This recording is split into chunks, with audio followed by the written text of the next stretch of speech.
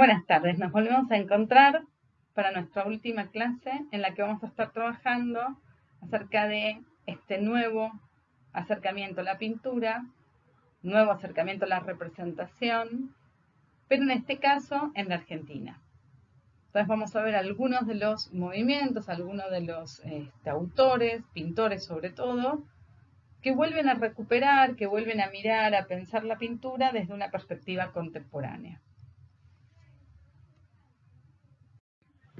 La clase de hoy la vamos a empezar en la década del 60, una década muy importante para el arte nacional, donde realmente hubo una enorme cantidad de artistas que estuvieron trabajando, produciendo, y vamos a tratar de llegar hasta el momento presente, haciendo un recorrido muy rápido por algunos temas que me parece que son como los más significativos, ¿no?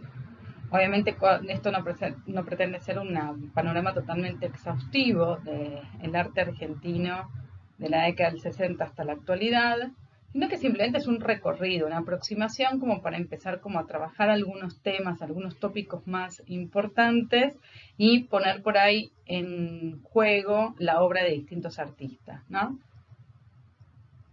A partir de la década del 60 en la Argentina pasaron un montón de cosas a nivel político, a nivel económico, a nivel social y a nivel artístico. Obviamente todo esto se vio reflejado. Pero también se vieron reflejados cambios internacionales que a nivel artístico se venían gestando, ¿no? Cuando Rauschenberg le pregunta qué pasó en la década del 70, Rauschenberg se hace el sorprendido y dice, en la década del 70 no pasó nada.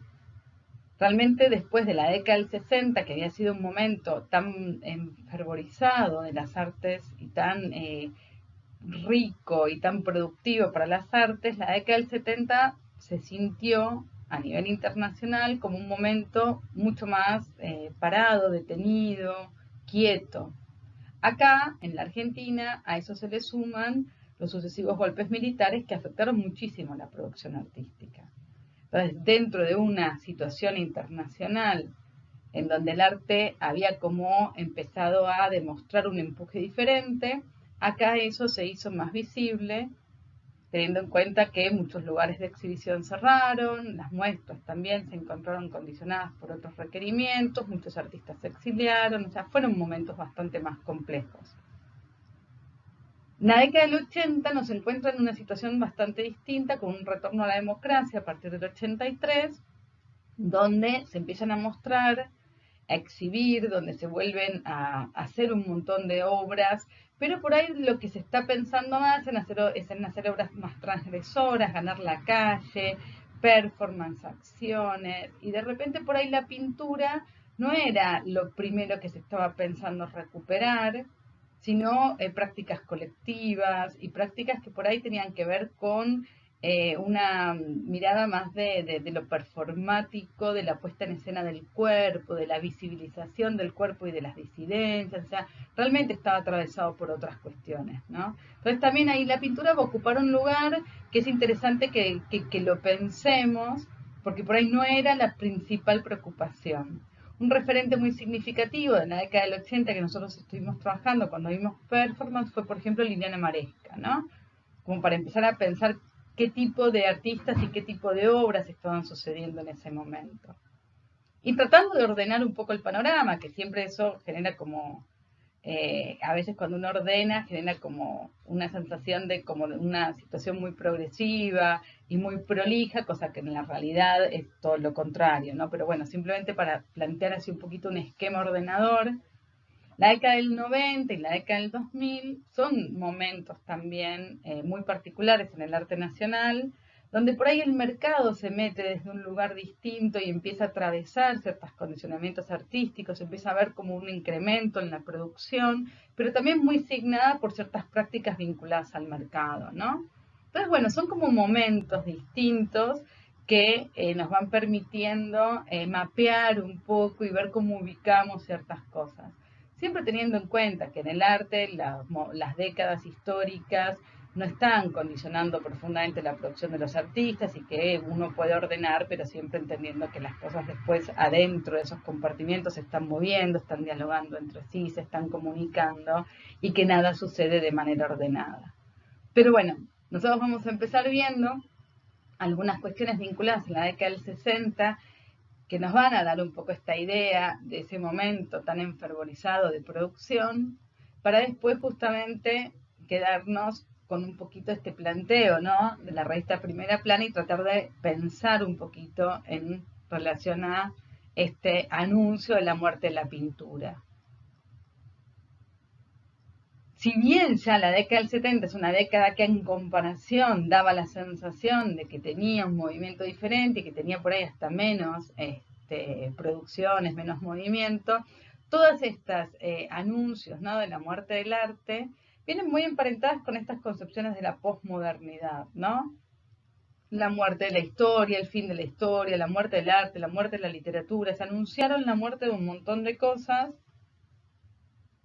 Y es interesante, ¿no?, que nosotros ahora con la perspectiva histórica que podemos tener, pasado el tiempo, pasado ya tantos años, podemos empezar a pensar, bueno, ¿qué significó esa muerte, ¿no? Y cómo son tenidos en cuenta los cambios en el momento en que están sucediendo. Y cómo impactan, ¿no?, los cambios que se perciben como tan definitivos. Y bueno, darle como un poquito de perspectiva para pensar cuáles son los sentidos que pueden tener estos anuncios. La década del 60, como decíamos, pasaron un montón de cosas muy significativas.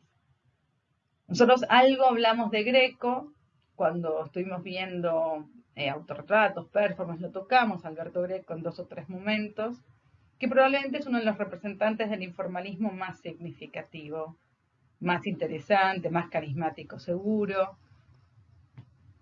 muy, muy querido y valorado. Cuando vuelvan a abrir los museos pueden ver mucha obra informalista de Greco en el Museo de Arte Moderno, ¿no? O sea, realmente tiene probablemente de exhibición la mayor cantidad de obras informalistas.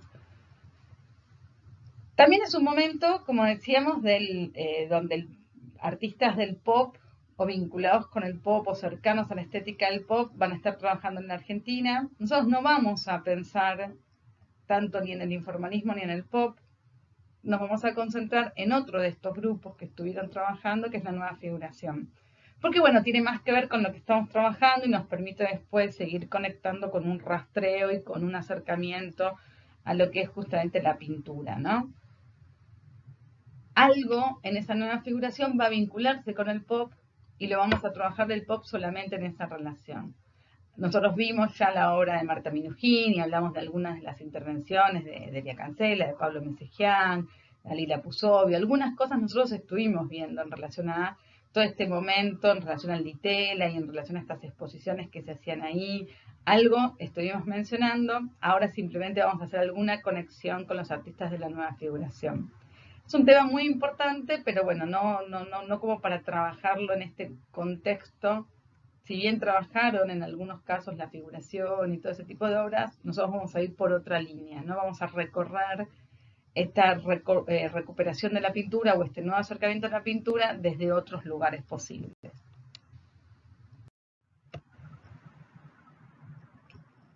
Parecía interesante, ya que habíamos terminado la clase pasada viendo la vanguardia italiana y habíamos estado hablando de estos grupos que se arman en relación a la crítica o en relación a las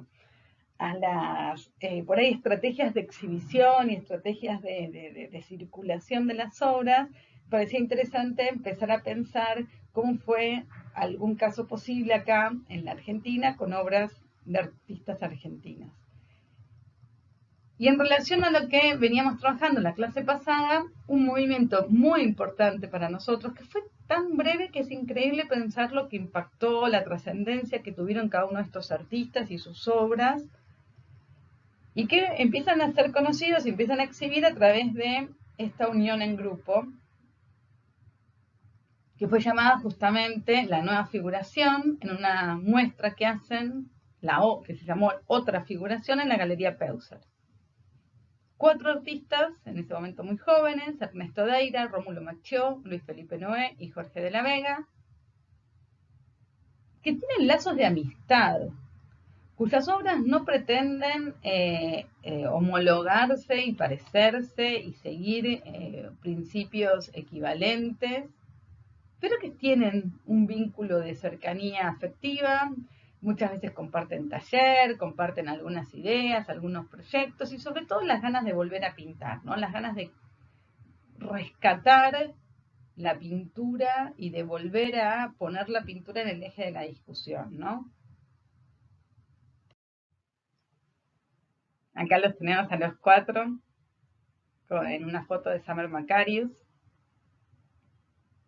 Como pueden ver, los 4, bueno, muy jóvenes, en la década del 60. Lamentablemente, De la Vega muere muy joven.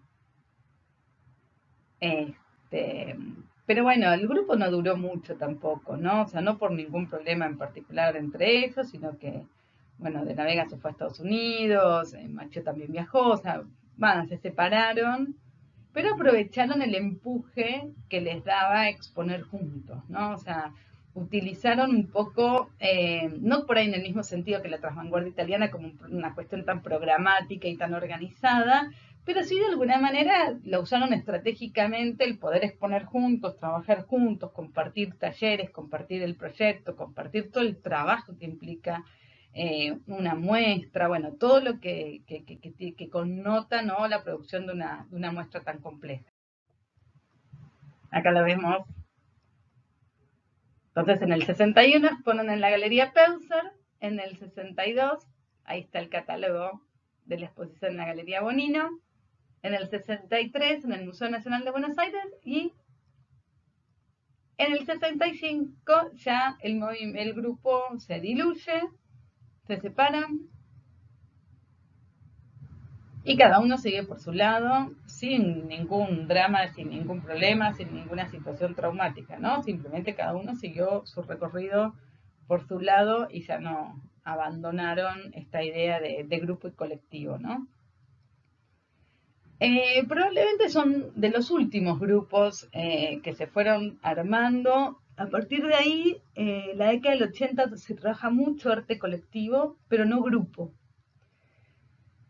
Los artistas trabajaban juntos por relaciones también de amistad, de cercanía, de practicidad, de organización, para colaborarse los unos con los otros, pero no con la idea de grupo. Entonces a la muestra siguiente o a la acción siguiente podían separarse, o sea, no tenían esa idea de mantenerse juntos y trabajar juntos. En la primera muestra, en la Galería Peuser, en el catálogo son bastante claros acerca de qué significa que estén los 4 juntos, ¿no? Dice, no constituimos un movimiento, ni un grupo, ni una escuela. Simplemente somos un conjunto de pintores que en nuestra libertad expresiva sentimos la necesidad de incorporar la libertad de la figura. Porque creemos justamente en esa libertad, no queremos limitarla dogmáticamente. Por eso evitamos el prólogo. Sin embargo, existe una razón de ser, una voluntad artística que nos ha impulsado a hacer esta exposición. Esta voluntad artística es individual. Por esto nos remitimos a la confesión privada de la raíz común de esta voluntad, que hable por sí sola la exposición. Me parece que este párrafo del catálogo es perfectamente expresivo en relación a cuáles eran los objetivos que tenían como grupo, ¿no? Acá estamos empezando con Rómulo Machó,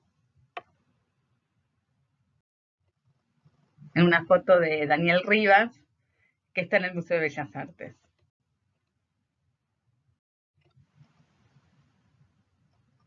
Volver a la pintura o el nombre nueva figuración no quiere decir que estemos trabajando, como por ahí veíamos en el caso norteamericano, ¿no?, los nuevos realismos. Es otro el camino que van a recorrer, es otro el camino que están haciendo. Y figuración, en el caso de ellos, no quiere decir que las obras remiten a las figuras humanas y que son formas reconocibles y que podemos encontrar paralelismos entre la realidad y las obras pintadas.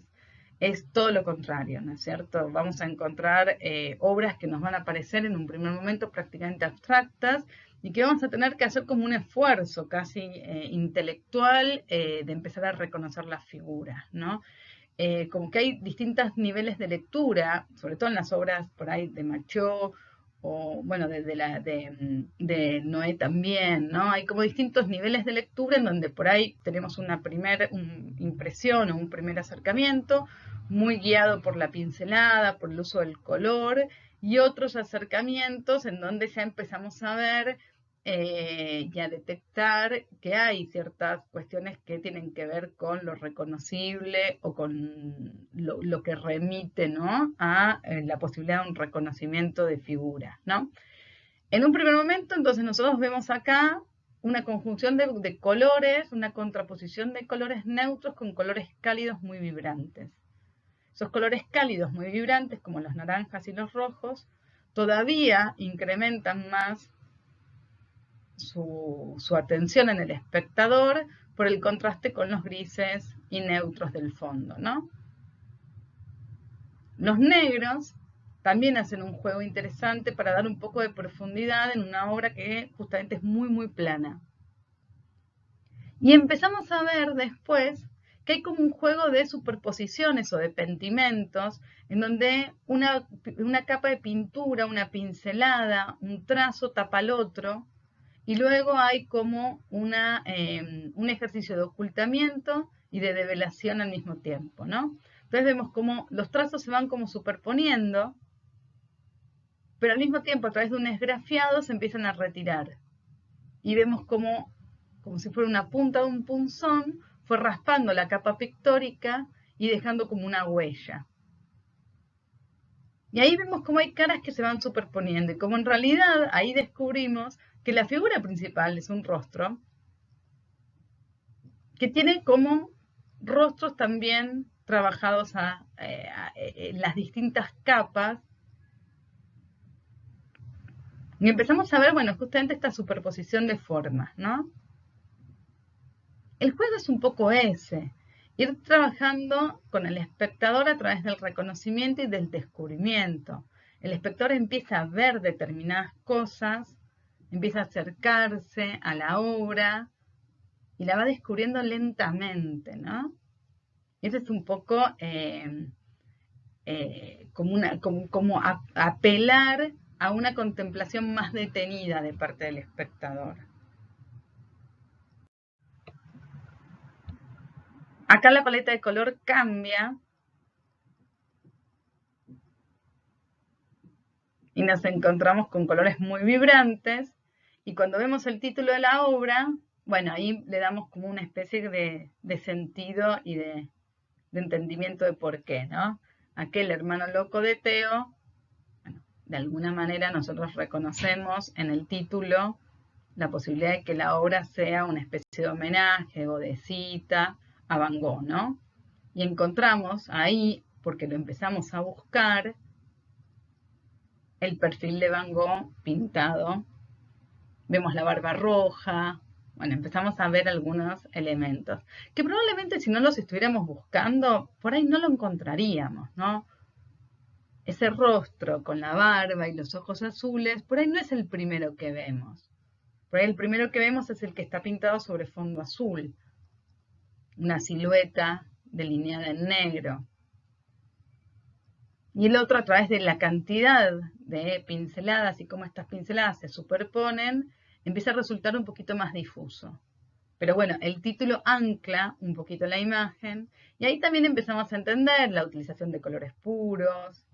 Y si bien los colores están como muy contrastados, tenemos rojos, azules, amarillos, blancos, negros, son colores muy contrastantes, que no era la paleta más común en Van Gogh, que si bien trabajaba con colores puros no los contrastaba tanto, pero bueno, de todas formas ahí entendemos de alguna manera el uso del color. Y también en la figura, sobre todo en la parte en la que trabajó la figura de Van Gogh, empieza a superponer capas de pinceladas, de colores, de tramas, como si buscara pintar y ocultar, mostrar. En lo que más se hace énfasis, justamente de una manera como más figurativa, más minuciosa en el dibujo, es la oreja. Justamente el perfil de la oreja que Van Gogh se cortó. Entonces también me parece que ahí, bueno, uno va como descubriendo de a poquito y un poco guiado por el título puede empezar a reconocer el personaje y el tema de la pintura.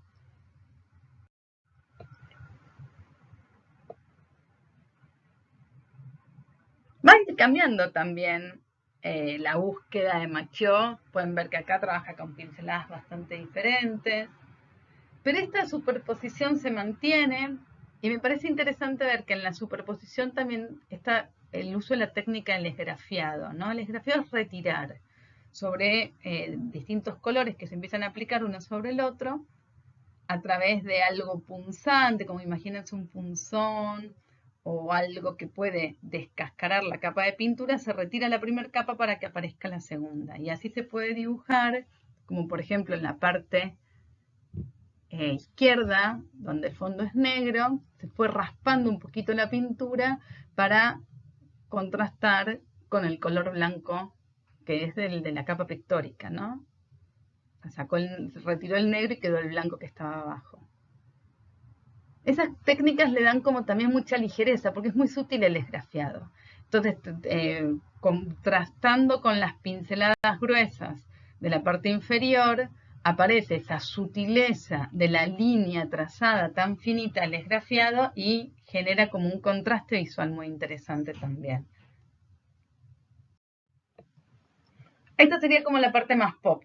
Por eso les decía, si bien no vamos a hablar específicamente del arte pop, vamos a terminar mencionándolo y coqueteando un poco con eso, porque específicamente los artistas de la nueva figuración, algunos de ellos, ¿no? Sobre todo Machaut y de la Vega, se vincularon mucho con el pop, tuvieron una etapa muy cercana al pop. El pop realmente era un estilo que tanto en Estados Unidos, obviamente, ¿no? Pero había llegado a la Argentina y estaba haciendo realmente una enorme circulación y tenía una enorme difusión entre los artistas argentinos. Entonces, bueno, encontramos acá estos colores vibrantes, medio lisérgicos, esta sensación de la figura que se replica hacia atrás, ¿no es cierto? Como con un movimiento ondulante, la línea, bueno, hay un montón de cosas que nos remiten a una estética vinculada al estilo pop, ¿no? Que fue como el acercamiento que tuvo la pintura argentina a este movimiento. Acá tenemos ya obras mucho más cercanas en el tiempo, como para ver un poco lo que hacía en la década del 60, vinculado a la nueva figuración, cómo sigue trabajando un poquito después y, bueno, son artistas también que hicieron una trayectoria y una carrera en donde fueron acercándose en distintos momentos a distintas formas de trabajar la pintura, ¿no? Ernesto Deira también falleció joven, no tanto como de la Vega, ¿no es cierto? Pero también falleció joven. Hizo algunas obras muy importantes que le merecieron premios muy significativos, sobre todo a Danieva y una obra llamada Los Premios. Estos son unos autorretratos. Siempre es interesante pensar, ¿no? Cómo el autorretrato nos permite acercarnos a la percepción que tiene de sí mismo el artista, ¿no? O sea, a mí me parece que es como muy enriquecedor para comprender la obra de un artista, pensar en los modos en los que trabaja su propia figura, ¿no? Y cómo quiere ser visto por otros, ¿no? En el que está a la izquierda, me parece también que hay una como mirada muy interesante en relación, bueno, el rostro, la mirada, el color, cómo se trabaja el fondo, cómo trabaja el cuerpo, ¿no? En relación al rostro, cómo ciertas partes se anulan, desaparecen, se invisibilizan y otras se trabajan con mucho más preciosismo y detalle, unas sombras muy contundentes, colores muy vibrantes. Bueno, ¿no? Todo un poco lo que podemos ir analizando en función de estos autorretratos. En el catálogo le expresa, bueno, por qué pinta, ¿no? Y por qué volver a pintar, ¿no? Por qué el ejercicio de la pintura, ¿no? Dice, porque no soy realista, porque creo en los libres, porque creo, Porque hago la tela y ella me hace. Por mí y el interlocutor. Por el nuevo lenguaje. Porque quiero salvarme. Por los límites. Porque digo sí. Porque no sé hacer otra cosa. Porque soy figurante. Porque se me da la gana. Hay una cuestión que tiene que ver también con el gusto por la pintura, que es lo que hablábamos en varias de las otras clases y en relación a varios de los otros artistas, ¿no? Volver a la pintura porque la pintura me gusta, volver a la pintura porque la pintura me gusta a mí, le gusta a los espectadores y porque en realidad todos tenemos ganas de ver pintura, ¿no? Todos podemos entender y comunicarnos y tener una experiencia y repensar ciertas cuestiones vinculadas a la realidad a través de otros movimientos artísticos, de acciones, de instalaciones, de performance, de ambientaciones, de intervenciones.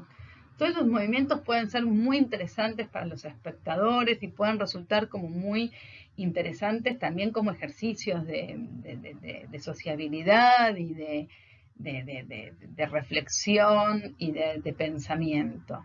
Pero la verdad es que la pintura nos gusta y a los pintores o a los artistas también, en muchos casos, volver a la pintura es una elección por un gusto, por un placer, porque les gusta cómo huele el óleo, porque les gusta tener un pincel en la mano, ¿no? O sea, hay algo también de lo lúdico y de lo sensorial y de lo placentero que tiene volver a la materialidad de una pintura o, en el caso de los escultores, de la escultura, ¿no?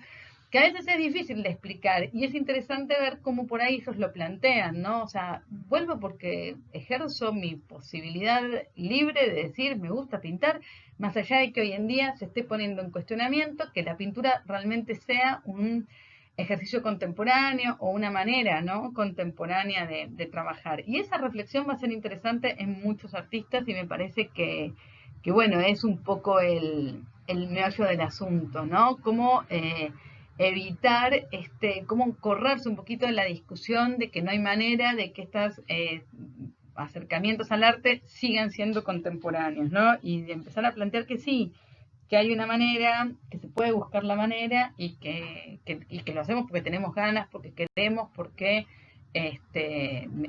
ejerzo libremente esa posibilidad, ¿no?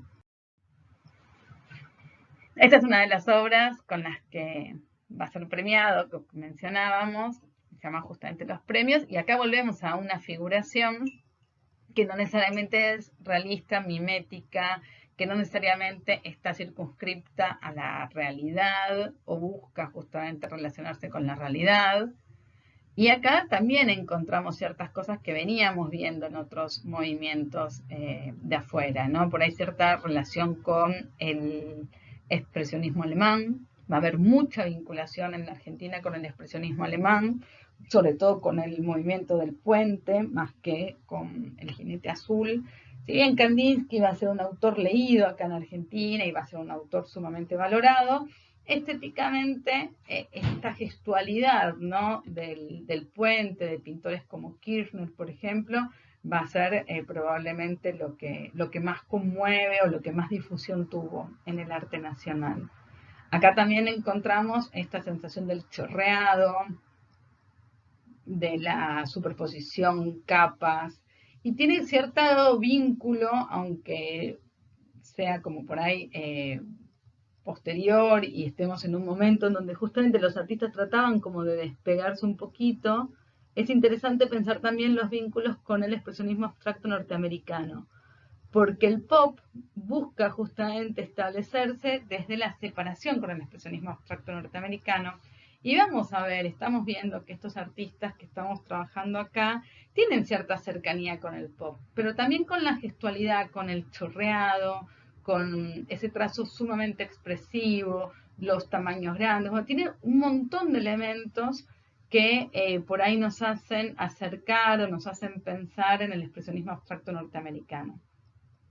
Probablemente se vinculan más con el expresionismo alemán también, ¿no? O sea, ahí queda como distintas cruces que se vienen superponiendo en la pintura nacional.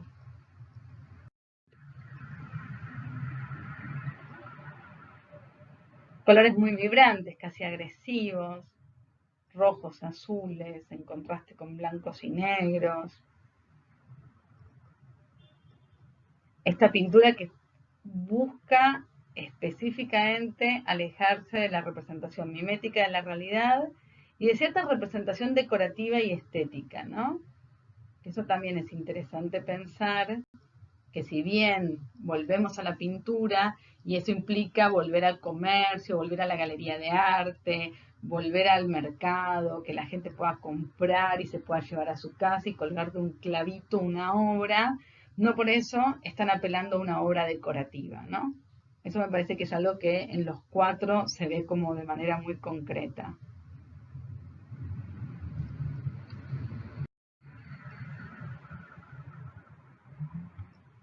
Y vamos encontrándonos frente a obras que ya casi no podemos ni rastrear la figura, ¿no? Ya no es una figura deformada o una figura fragmentada o distorsionada. Simplemente la empezamos a perder. En Deira eso probablemente se va a ver mucho, en Noé también. En Macho no tanto, bueno, cada artista va a ir acercándose, ¿no? a la representación de maneras muy distintas. Y como no tienen una cuestión programática de grupo, entonces realmente podemos ver que cada uno va descubriendo y va trabajando y va pensando las cosas desde lugares bastante diferentes. Y acá, bueno, es la parte más vinculada justamente, ya estamos en la década del 80 y la parte ya como vinculada con estéticas más depuradas, más limpias. Fíjense cómo el chorreado, la pincelada, el trazo se van perdiendo. Los colores ya no están tan superpuestos y amalgamados, tan sucios. Encontramos colores muy vibrantes, con una estética casi fluo, ¿no? En el color, sobre todo los naranjas. Y una línea, ¿no? Como mucho más depurada, un trazo como mucho más depurado que en lo que veíamos en los anteriores, que apostaba más a un gesto más expresivo. Estos son retratos de los abuelos, que está tratando justamente como de imitar esos retratos antiguos de forma oval, en donde aparecen las figuras de frente de dos personajes, presumiblemente un personaje femenino y un personaje masculino, pero acá vuelve la capa pictórica y están casi trabajados como si fueran modelados, ¿no?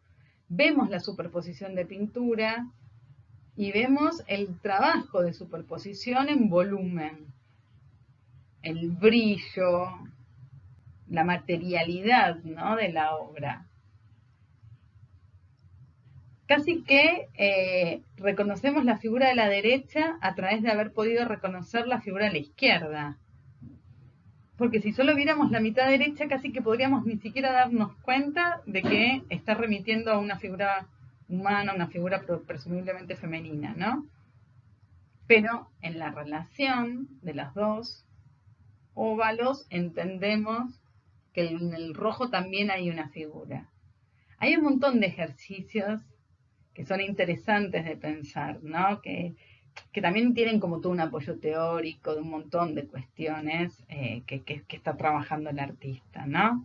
Que presupone cómo miramos, que entiende ciertas conexiones que pueda hacer el espectador, ciertos vínculos, ciertas relaciones, que entiende que no es necesario dar toda la información para que el espectador pueda complementar. Bueno, un montón de teorías de la Gestalt, de un montón de cosas que ya se estaban pensando, que se estaban como circulando, en donde el artista puede, ¿no? empezar a trabajar de una manera diferente en relación a las obras. Noé, nosotros tuvimos una hermosísima muestra de Noé en el Bellas Artes hace un par de años, 2 o 3 años, hermosa muestra donde son esos homenajes maravillosos que a veces uno tiene la suerte de poder, algunos artistas tienen la suerte de poder disfrutar cuando todavía están vivos y de poder sentir, ¿no? Por un lado el cariño de toda la comunidad, el cariño de toda la gente, pero también el placer de ver la obra toda junta en una enorme sala de un museo nacional, ¿no? Eso también me parece que es interesante, la posibilidad de ver todo un montón de obra y de acercarse a la propia obra desde un recorrido, desde un planteo curatorial, y bueno, hacer una lectura de su propio trabajo de distintos momentos de su producción y volver a verlo todo junto. La verdad que había visto un enorme trabajo de acercamiento de obra, de recopilación de obra de parte del museo, que bueno, nos acercó a la experiencia directa de cosas que en algunos casos solamente habíamos visto en fotos. Por ejemplo, yo había visto en fotos lo que había llevado a la Bienal de Venecia, que lo vamos a ver, y bueno, poder ver esos montajes, poder ver las obras en vivo y en directo, el artista presente, bueno, todo lo que despliega, ¿no? Estas grandes muestras de artistas es realmente algo maravilloso. Ahí lo tienen a Noé trabajando. No es muy activo en redes sociales. Esta cuarentena está subiendo videos en donde habla, baila, pinta, sigue trabajando con mucha energía y con la mejor disposición. Así que chusmen un poco también las redes de él, porque está subiendo material todo el tiempo, y la verdad que bueno, es lindo y conmovedor verlo trabajar. Va mostrando como el proceso de algunas obras, y es como muy interesante seguir el trabajo, ¿no?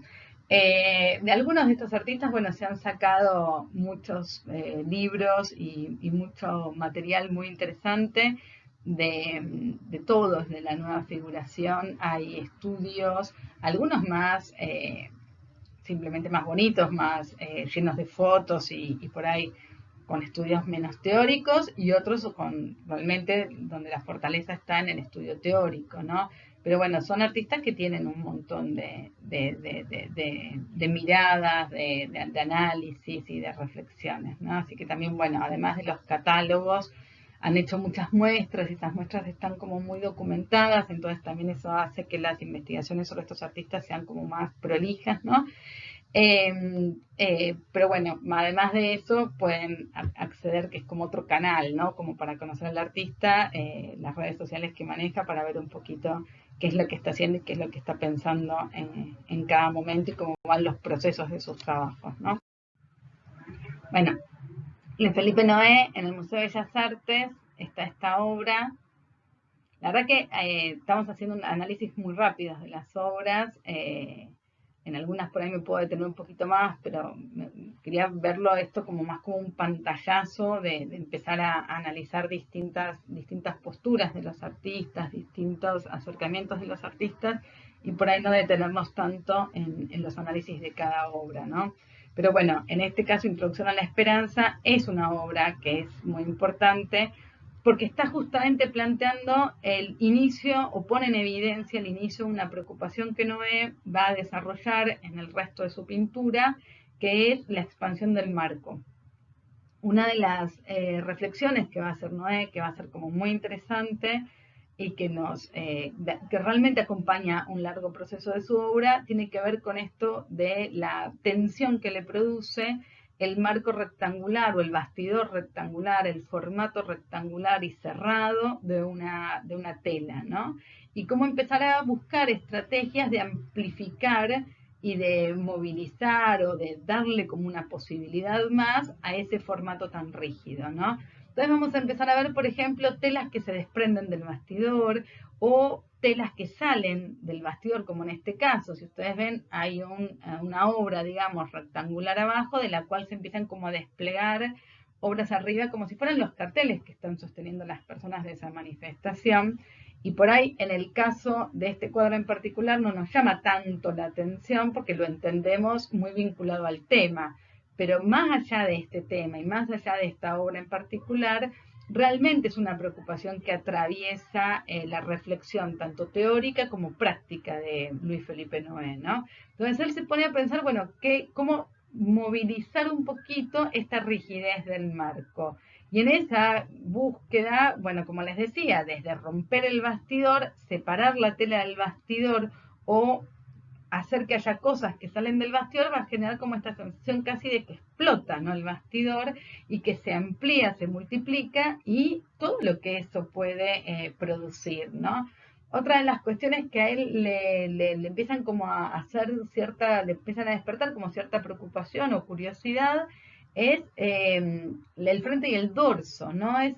Todas esas miradas acerca de cómo vemos un cuadro, cómo lo vemos de frente, qué pasa con la parte de atrás, bueno, darlo vuelta, bueno, todas esas posibilidades que, nada, parecía como que no existían, y de repente él empieza a explorar, ¿no?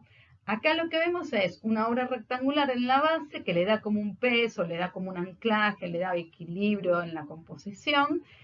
Está trabajada en colores muy neutros, grises, negros, blancos, un poco la gama del marrón es lo que más puede llamarnos la atención, pero son 2 o 3 puntos nada más en donde se trabaja la gama del marrón. Esas figuras con las bocas abiertas, muy distorsionadas, nuevamente, ¿no?, nos remiten un poco al expresionismo alemán y a algunas obras de esos movimientos. A mí específicamente me hace pensar mucho en Ensor, en James Ensor, La entrada de Jesús. O sea, hay algunas obras de él donde están, que obviamente tiene más color, tiene una paleta de color diferente, ¿no? Pero donde se ven esos rostros así como desencajados, con las bocas abiertas, totalmente desfigurados, trabajados de una manera como muy esquemática, y esta cosa de la superposición y de la multitud, ¿no? Obviamente es una manifestación, es algún tipo de marcha en donde hay algunas pancartas muy confusas, muy confusas. Fíjense que hay un cartel que dice no nos dejan, vote fuerza ciega. Después tenemos el primer bastidor pegado al bastidor grande es una bandera de Boca que dice campeón. Después Mujeres Mano Limpia, Cristo habla en el Luna Park. Evidentemente, bueno, hay una superposición de discursos en esta manifestación donde se van como mezclando cosas más políticas, religiosas y hasta cuestiones deportivas, ¿no? Y las pancartas que se separan del lienzo de base tienen una paleta de color distinta, son como mucho más vibrantes los colores, mucho más vivos, rojos, amarillos, azules, pero tampoco son colores limpios, ¿no? Están como todos mezclados, sucios, no tienen líneas divisorias concretas. Bueno, hay como un trabajo del color que se homologa de alguna manera con la parte de abajo. Si bien es mucho más vibrante, se homologa de alguna manera, ¿no? También hay un muñequito pegado en la parte de abajo. Bueno, hay como este juego de superposiciones y de salir del plano y de salir del rectángulo, ¿no? Serían como las dos estrategias principales de esta obra. Vamos a ver que esto es todo un proceso que va a ir desarrollando Noé, que lo va a acompañar en muchos de sus trabajos. Él va a escribir justamente un libro muy hermoso que todavía lo pueden conseguir, está en venta en las librerías, que se llama Antiestética, en donde va a plantear un poco todo esto que estamos diciendo en relación al marco, al rectángulo, al bastidor, cómo ampliar y romper, cómo explotar un poco esas formas geométricas tan rígidas, y su concepto acerca del caos, que es maravilloso, realmente es una de las cosas más lindas que uno puede leer, ¿no? Esta es una breve frase extraída de ahí que dice: el caos no existe, lo que pasa es que llamamos caos a algo del que carecemos de módulos para entenderlo. O sea, claro, para nosotros caos es eso que no entendemos, al que no podemos darle como un orden, o que no podemos darle como un sentido racional, y entonces lo atribuimos a una cuestión que tiene valores profundamente negativas, y esto lo venimos arrastrando desde los griegos hasta ahora, que es esa sensación del caos, lo caótico, como algo peyorativo, ¿no? Bueno, es una especie como también de reflexión acerca de qué es el orden y qué es el caos, y es muy interesante. Si tienen tiempo pueden aprovechar para leerlo. El libro la verdad que es hermoso y, como les digo, se consigue fácilmente. En el año 2009 fue la emisión número 53 de la Bienal de Venecia, cuyo título fue Hacer un mundo, crear un mundo, Y Luis Felipe Noé fue el envío de la Argentina a la Bienal. Ahí él va a presentar unas obras que, bueno, fueron remontadas en la muestra que se hizo en el Museo de Bellas Artes y de la que les voy a mostrar algunas fotografías. Acá lo estamos viendo trabajar en el montaje en el Bellas Artes. Y una de las cosas justamente que él va a plantear es que esta obra de lejos parece arte abstracto, pero de cerca ahí uno puede apreciar que está llena de mundos, ¿no? Justamente que era el tema, el lema de la propuesta de la Bienal, ¿no? Entonces son obras que tienen como dos miradas posibles. Una mirada de lejos en donde vemos el color, la pincelada, los juegos, ¿no? En relación al color y las formas, y a medida que nos acercamos, porque las obras están recortadas con formas asimétricas, ¿no? Y una vez que nos acercamos, empezamos a darnos cuenta que adentro hay pequeñas figuritas y que forman historias y que nos cuentan cosas y que finalmente se vuelve muy narrativa. Bueno, ahí traté como de poner un detalle en la parte de abajo y arriba lo tienen a él mirando como para también tener una sensación de la relación de tamaños, ¿no? Es una obra muy grande, montada sobre papel, tela, pintada, dibujada, con un montón de técnicas distintas. Y como les decía, cuando uno miraba más de cerca empezaba a ver caritas, figuritas, personajes, pequeños elementos que se podían distinguir. Del otro lado estaba esta obra que está compuesta por 15 piezas distintas también de formas totalmente asimétricas, que bueno, que se pueden montar de distintas maneras. Y estaban en paredes como enfrentadas las dos obras y que son las dos parte del envío que Noé mandó a Venecia.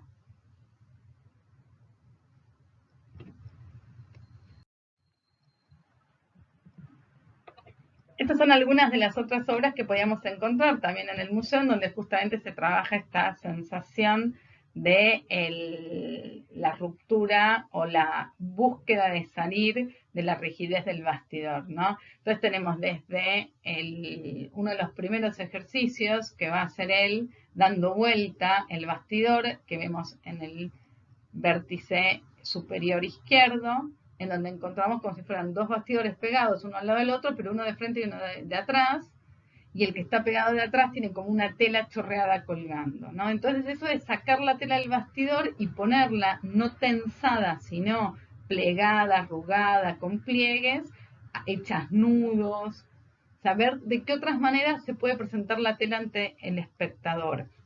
Visibilizar el bastidor, que es eso que nunca vemos, porque el bastidor no aparece frente al espectador. Entonces mostrarlo, pintarlo, separarlo, rearmarlo. Y en algunos casos, como por ejemplo en la superior, lo que vemos es prácticamente el bastidor solo, ¿no? El bastidor como parte significativa de la materialidad del arte y cómo concentra nuestra atención, ¿no? Y abajo tenemos como una intervención en el espacio donde de alguna manera el espectador podía meterse un poquito, estaba trabajada también como con las maderas y espejos, juegos de espejos.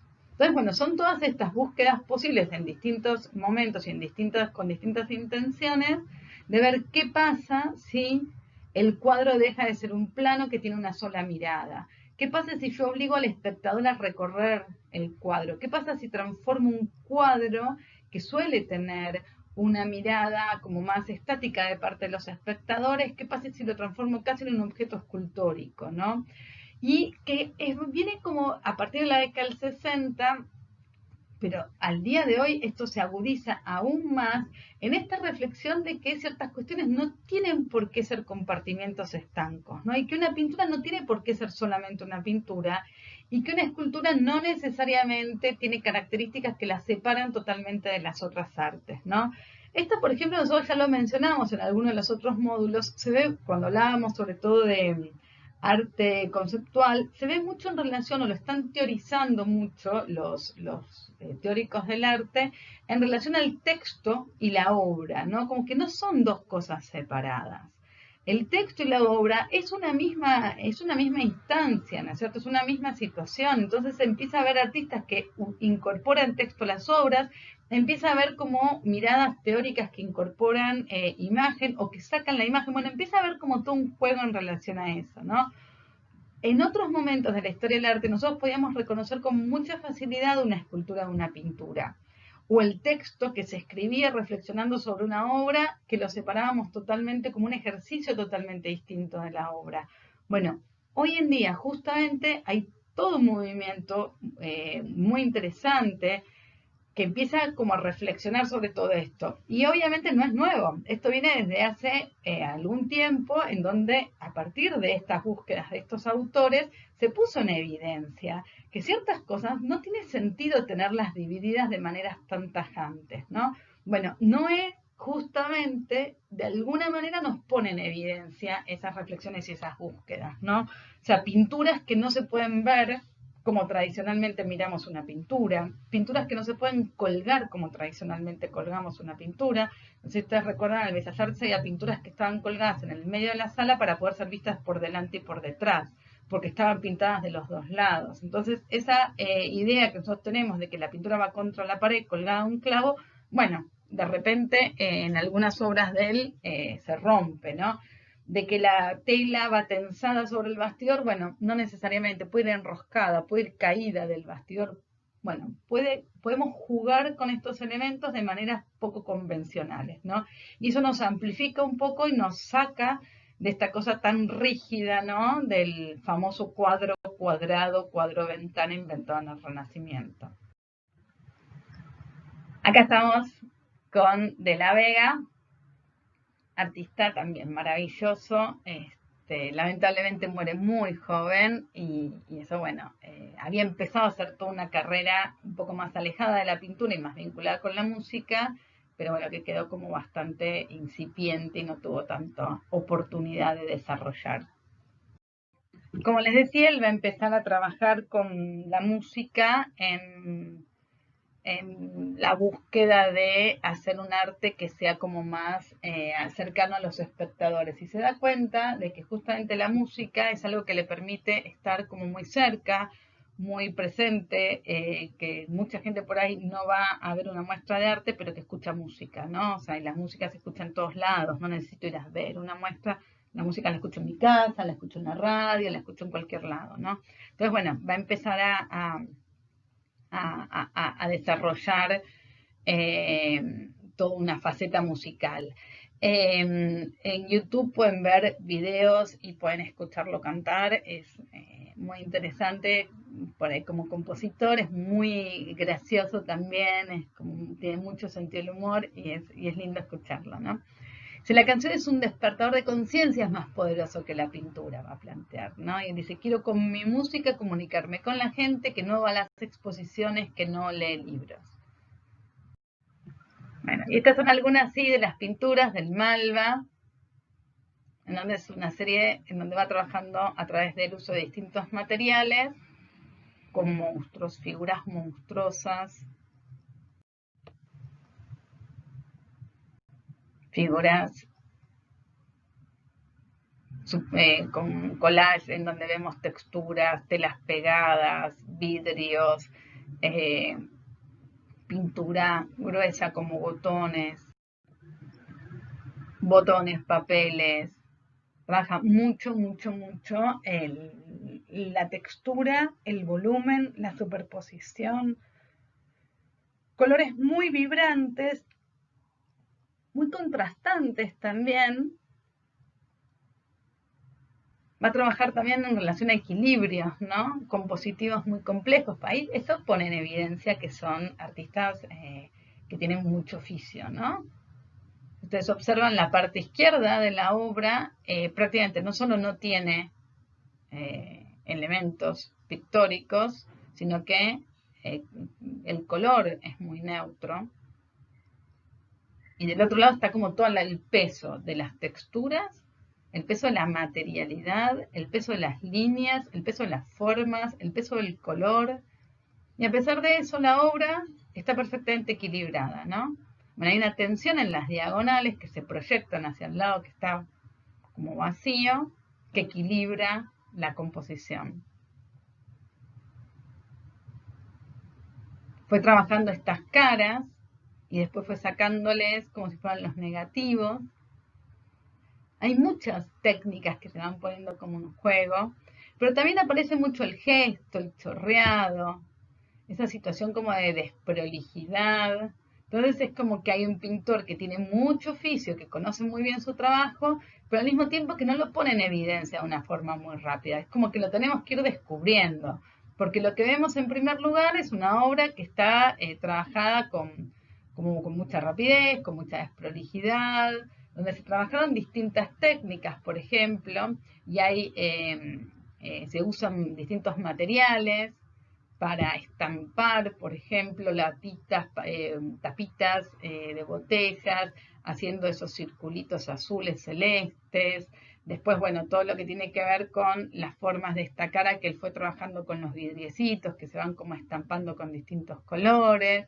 Bueno, un poco distintas técnicas, distintas formas de acercarse a la pintura, al dibujo y al trabajo gráfico, todas desplegadas juntas, superpuestas, puestas una arriba de la otra, mezcladas, el collage y todo, genera como una sensación de un poquito como de confusión en una primera mirada que después vamos como ordenando. Y las últimas obras que veíamos de La Vega son este tipo de obras que tienen más que ver con el pop. Son estos rompecabezas que se pueden armar de distintas maneras, que se pueden como conectar con distintos formatos y que remiten a una estética del pop porque están muy vinculadas a una estética publicitaria. De la Vega también va a trabajar en publicidad, va a hacer toda una carrera después en Estados Unidos, sobre todo en publicidad, tiene como ese oficio, tiene como ese conocimiento. Y acá lo que está poniendo en evidencia son esos rostros sonrientes y esa como promesa de felicidad eterna y medio histérica que hace la publicidad, ¿no? Donde cualquier cosa que te vendan, no importa cuán mínima sea, parece que va a darte una profunda y duradera felicidad, pero que se manifiesta a través de estos personajes con bellezas sumamente estereotipadas, siempre jóvenes, a la moda y siempre contentos, ¿no? Esta es otra de las posibilidades de montaje. Lo deben haber visto en el Malva más de una vez. En algunos momentos le incorpora color, pero en general los tenemos más presentes en blanco y negro, ¿no?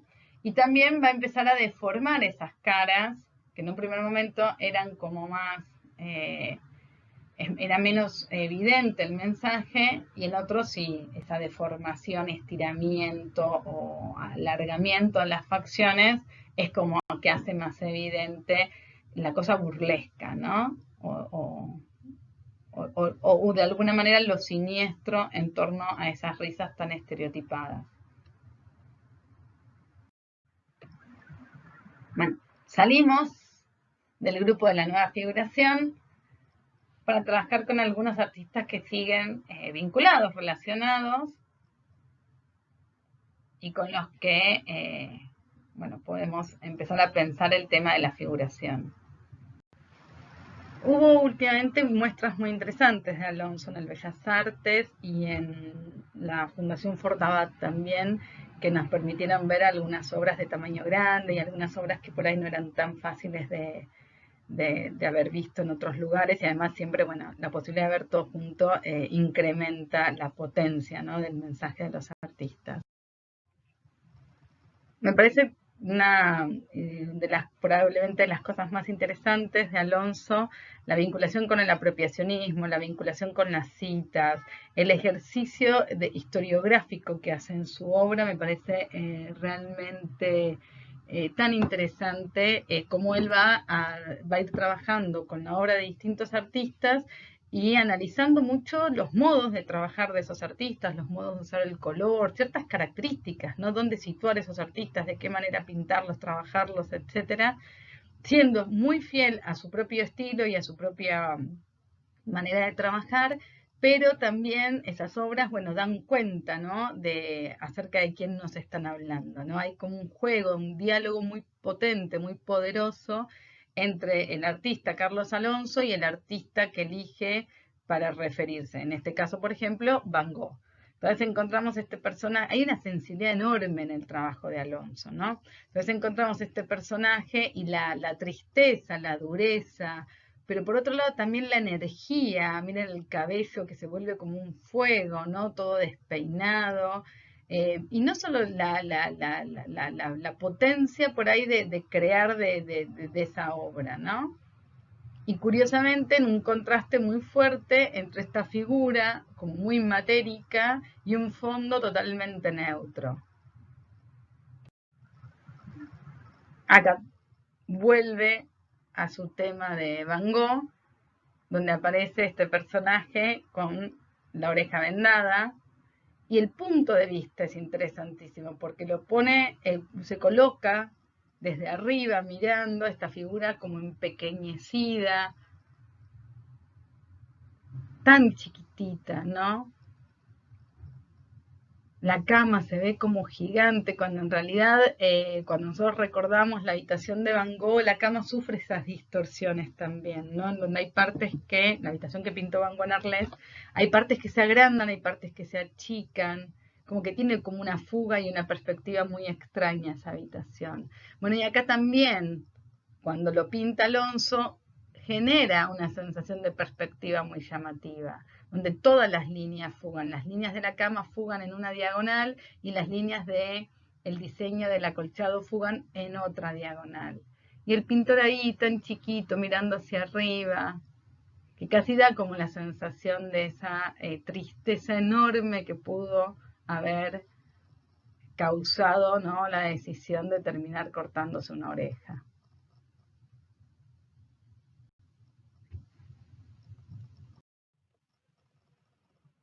Fue discípulo y muy querido de Spilimbergo, y vamos a ver que lo pinta en varios momentos.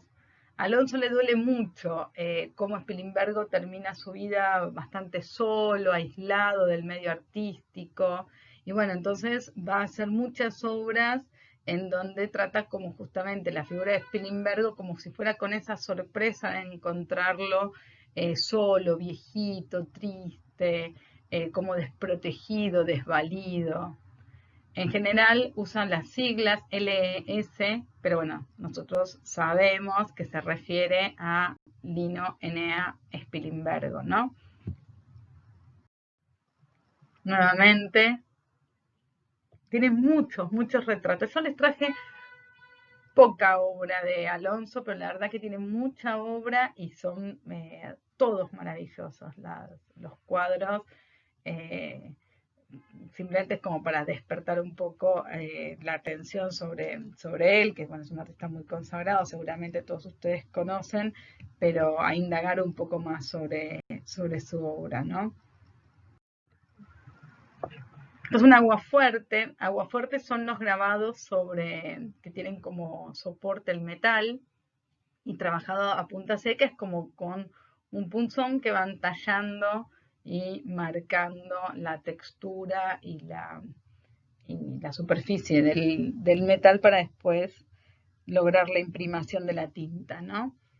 Y lo vemos también a Spilimbergo como si fuera una persona mayor, solitaria, en un ambiente como medio empobrecido, pero sobre todo la sensación de soledad, ¿no? De profunda soledad en una persona mayor, y esta sensación, ¿no?, de un poco parecida a la que veíamos con el cuadro de Van Gogh, de estos personajes en su cama, o viejitos, o heridos, o desvalidos, con una carga de sensibilidad enorme para trabajar la figura de un ser querido y justamente visibilizar eh, la tristeza, ¿no?, de un final bastante solitario.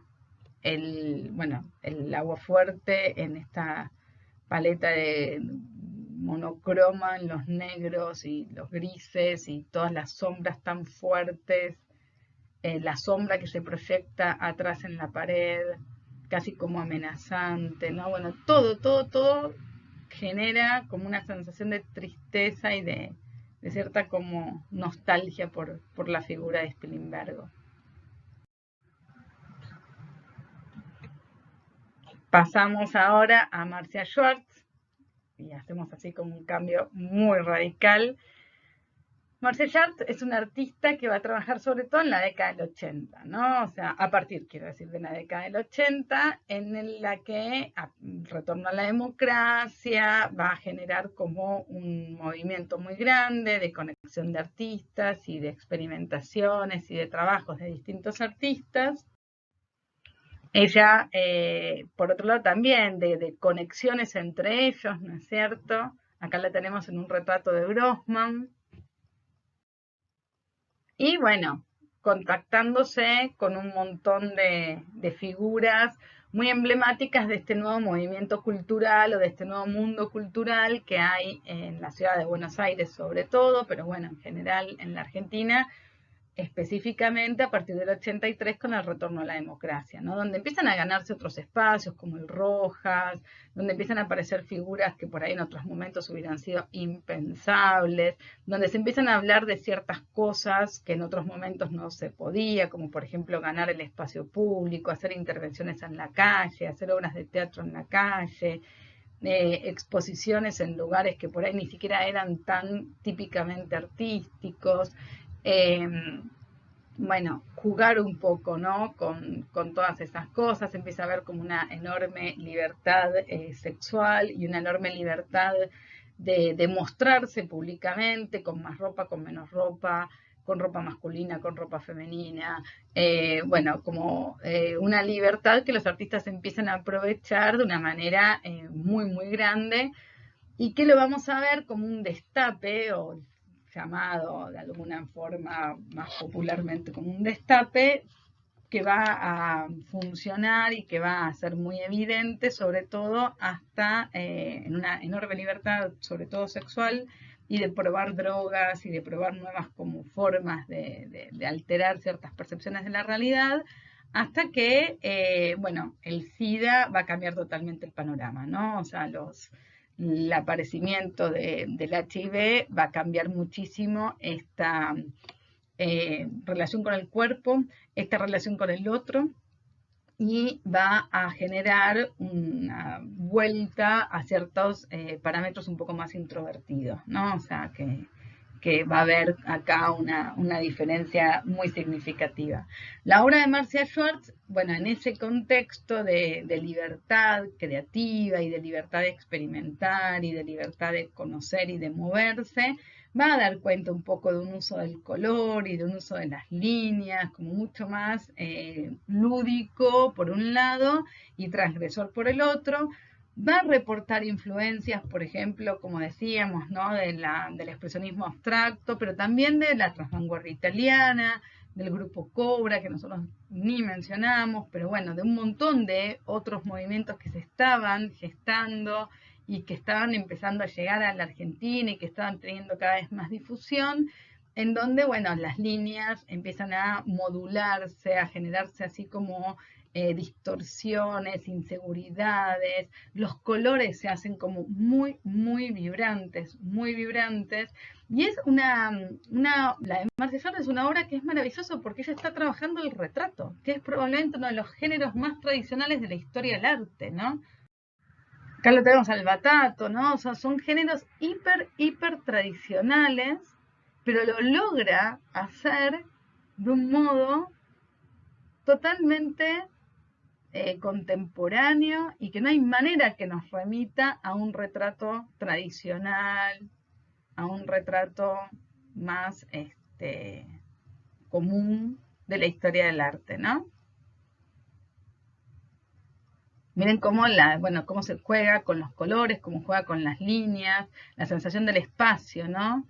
Este escritorio que fuga para cualquier lado, él sentado sobre la mesa, vestido como se vestía para los espectáculos, o sea, de una forma así como muy llamativa. con una pistola en la mano, con sus adornos, accesorios, pelucas, un montón de elementos que nos permiten reconocer el personaje, pero al mismo tiempo cierta caracterización psicológica en donde vemos una mirada triste, como mirando hacia afuera del cuadro.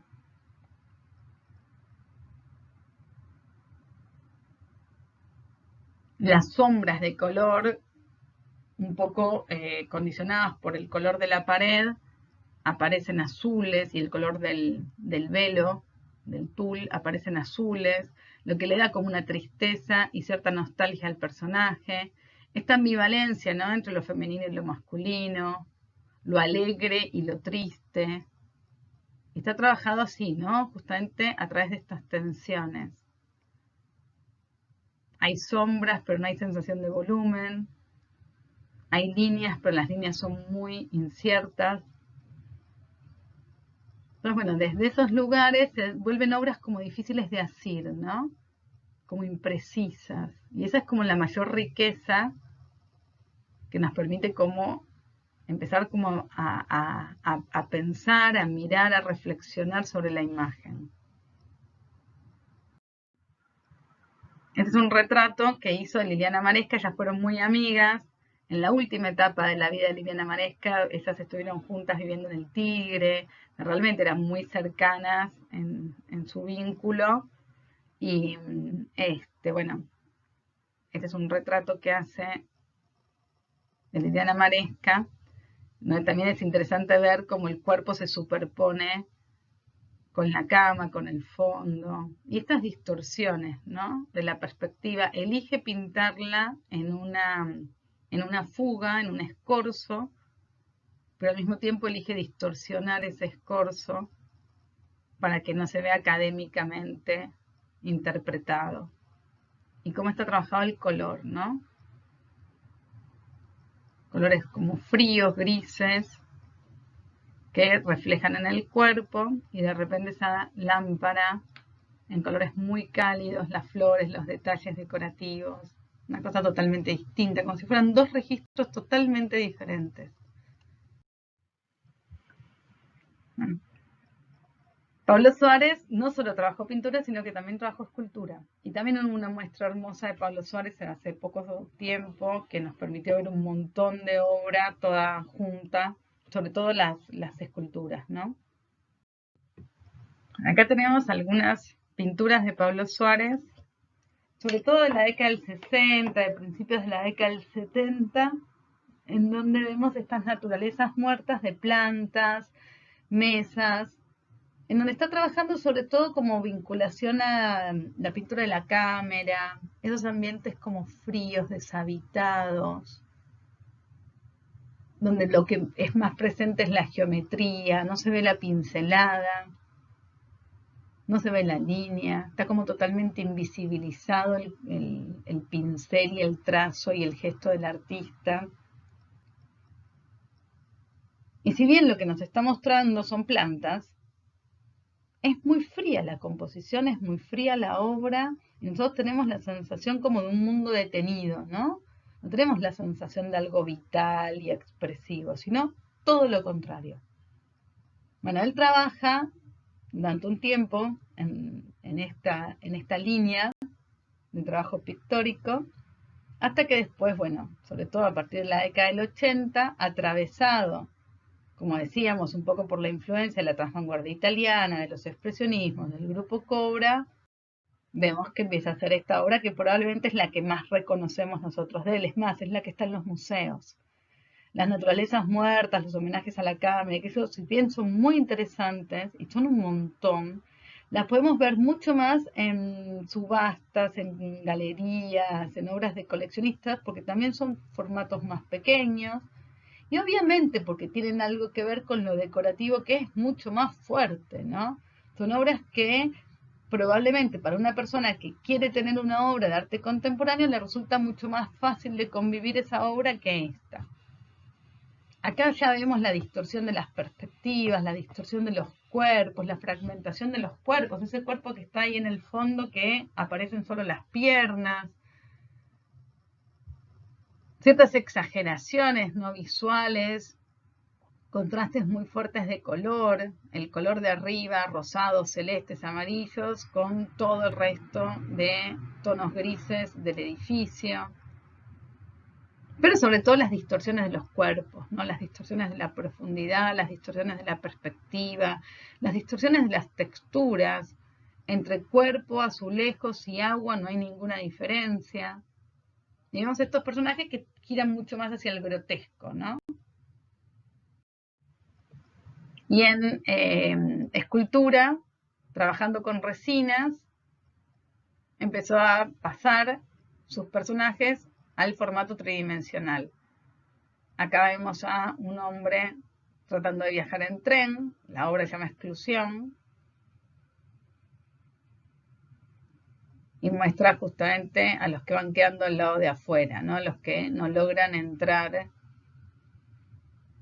Y simbólicamente, bueno, muy interesante pensar todo lo que esto implica y en cuántos ámbitos podemos pensar eso, esa relación, ¿no? De las puertas cerradas.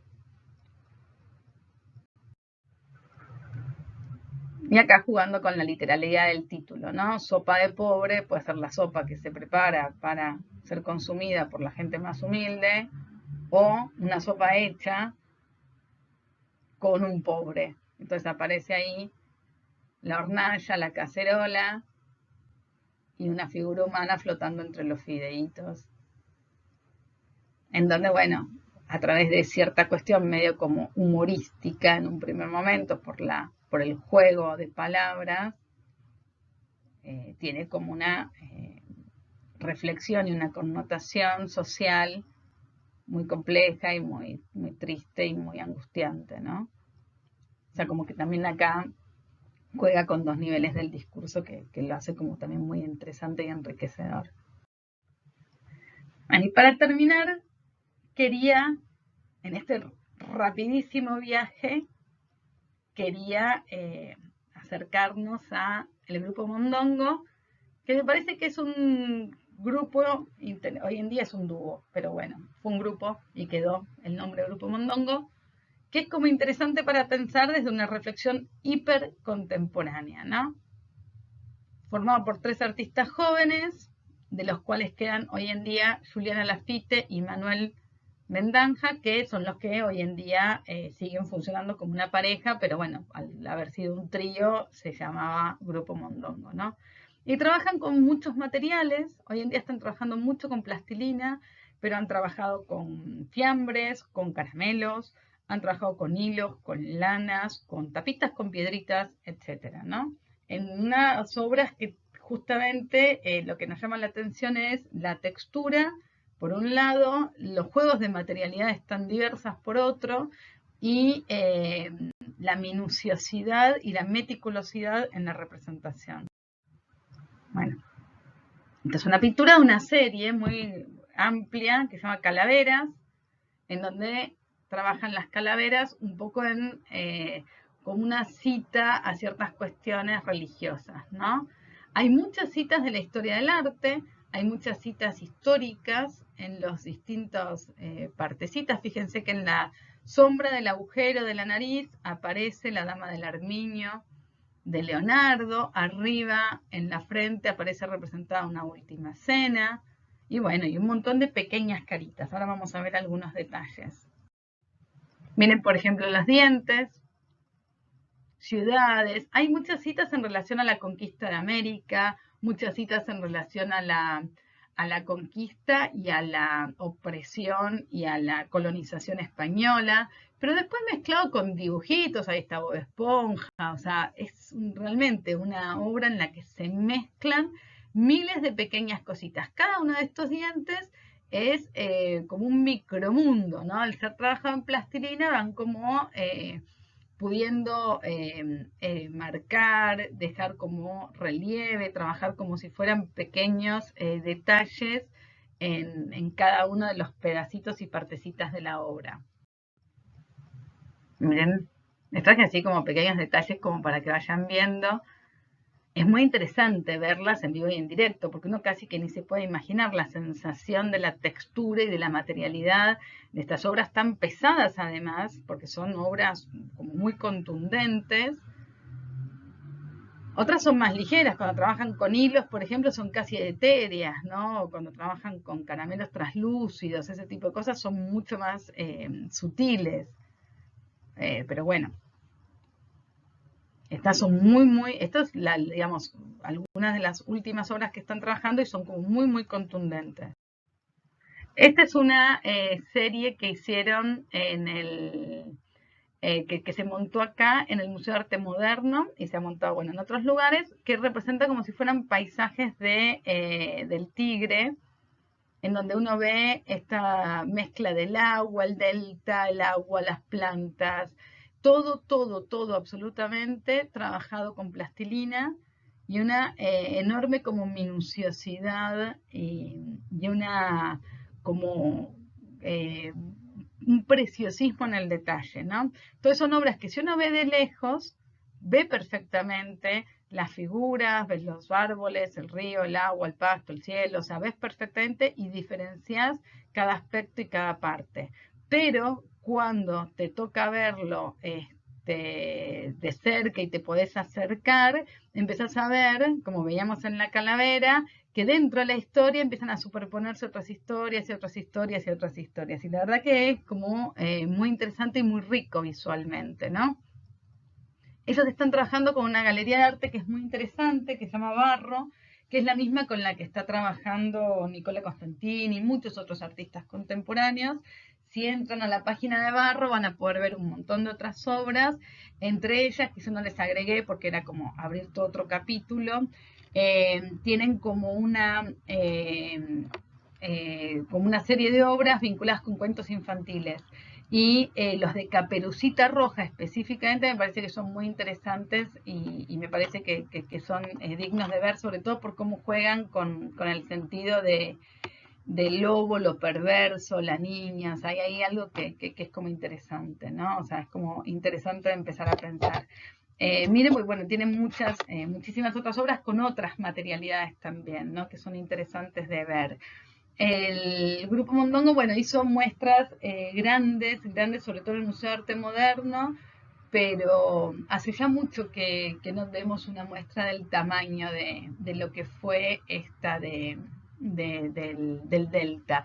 Acá en el Museo de Arte Moderno esa muestra se hizo hace 6, 7, 8 años, o sea, hace mucho tiempo, ¿no? Así que bueno, supongo que cada tanto aparecen otras pequeñas obras en la muestra.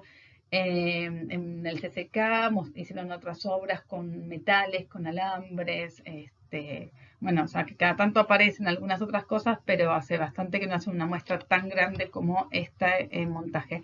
Yo les traje la foto de Italia porque del Museo de Bellas Artes, de Arte Moderno, tengo unas fotos que saqué yo que no salieron bien, no se puede ver bien así la sensación de como envolvente que tenía la obra, ¿no? Uno entraba y te quedaba como rodeado por la obra y acá, bueno, me pareció que se podía ver un poquito mejor.